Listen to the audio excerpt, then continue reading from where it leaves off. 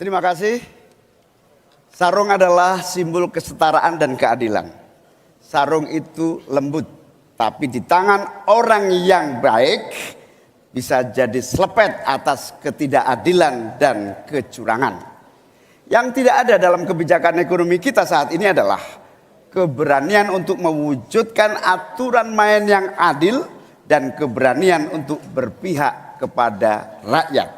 Itulah kenapa kami menggagas Slepetnomics sebagai solusi ekonomi kita. Segala ketidakadilan kita selepet. Slepetnomics adalah gagasan ekonomi yang sudah diuji oleh para pakar dan berbasis pada pengalaman batin dan juga pengalaman rasa.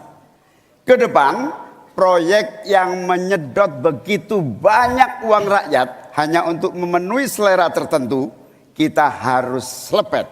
Kita hadirkan perubahan berupa pemerataan dan pembangunan kota-kota dan desa-desa di seluruh Indonesia.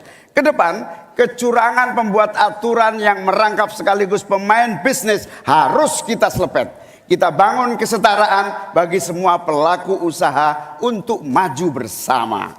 Dengan Slepetnomics kita pastikan pembangunan ekonomi Indonesia dikerjakan pakai hati, pakai otak.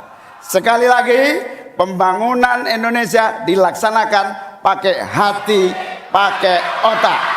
Mari kita berdoa, semoga insya Allah saya dan Mas Anies memimpin Indonesia. Kita kerjakan pembangunan dengan menggunakan pakai hati, pakai otak. Semoga kita senantiasa diberi kekuatan untuk mewujudkan perubahan bagi bangsa kita. Amin. Baik, ingin dimanfaatkan waktunya cukup Bapak? Kita lanjutkan ke calon wakil presiden nomor urut 2, Bapak Gibran Rakabuming Raka untuk menyampaikan pernyataan penutup. Waktunya 2 menit, kami persilahkan Bapak.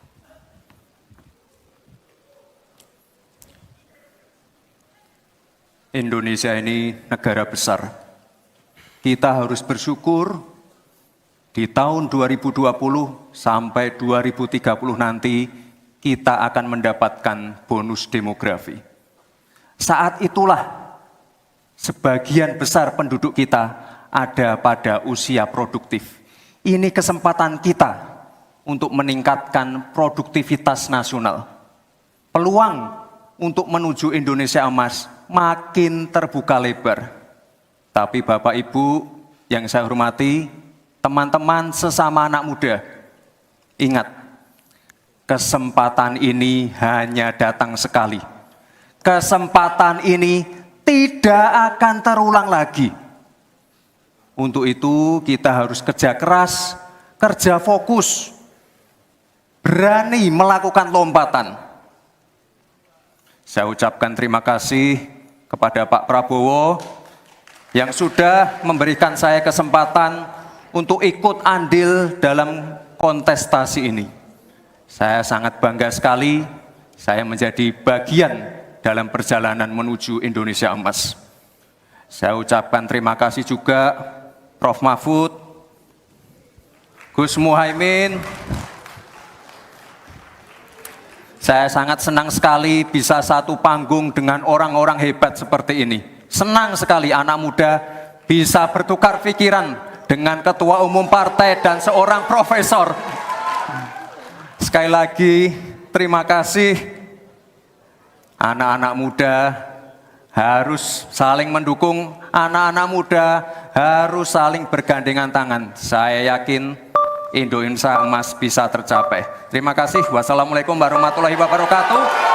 Selamat Natal dan Tahun Baru.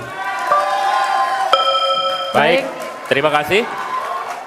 Harap tenang, kita masih melanjutkan. dalam sesi, mohon tenang, waktu belum selesai. Kami persilakan selanjutnya calon wakil presiden nomor urut 3 Bapak Mahfud MD untuk menyampaikan pernyataan Saudara-saudara seluruh bangsa Indonesia, kami Ganjar dan Mahfud ingin memastikan untuk menyelenggarakan negara yang bersih melalui penegakan hukum tanpa pandang bulu.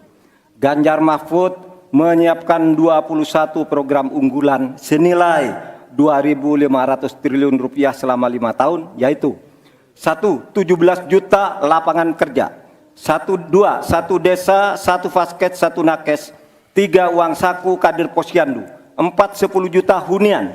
Punya rumah semudah punya motor. 5. Sekolah dapat gaji, lulus pasti kerja. 6. 1 keluarga miskin, 1 sarjana. 7. Perempuan maju. 8. Buruh naik kelas. 9. Kuliah gratis untuk anak prajurit dan bayangkara. 10. Mudah berusaha termasuk UMKM dan koperasi. 11. Masjid sejahtera, pengurus masjid terlindungi. 12. Guru ngaji dan guru agama lain digaji. Pasokan pangan aman, harga enak di kantong. Lansia bahagia, anak cucu gembira. 15. Petani bangga bertani. 16. Di laut kita jaya, nelayan sejahtera. 17. Disabilitas mandiri berprestasi, 1 desa, 1 mobil akses. 18. Internet super cepat, gratis dan merata. 19. Bansos pasti, lanjut, tapi harus tepat sasaran. 20. Sikat KKN. Dan terakhir, KTP Sakti. Segala kebijakan pemerintah harus mengutamakan kemakmuran dan kesejahteraan rakyat, termasuk memelihara fakir, miskin, dan anak terlantar seperti ketentuan pasal 34 ayat 1 Undang-Undang Dasar. Semoga niatan baik dan keikhlasan kami mendapat ganjaran ilahi dan tercatat di Lauhil Mahfuz. Selesai.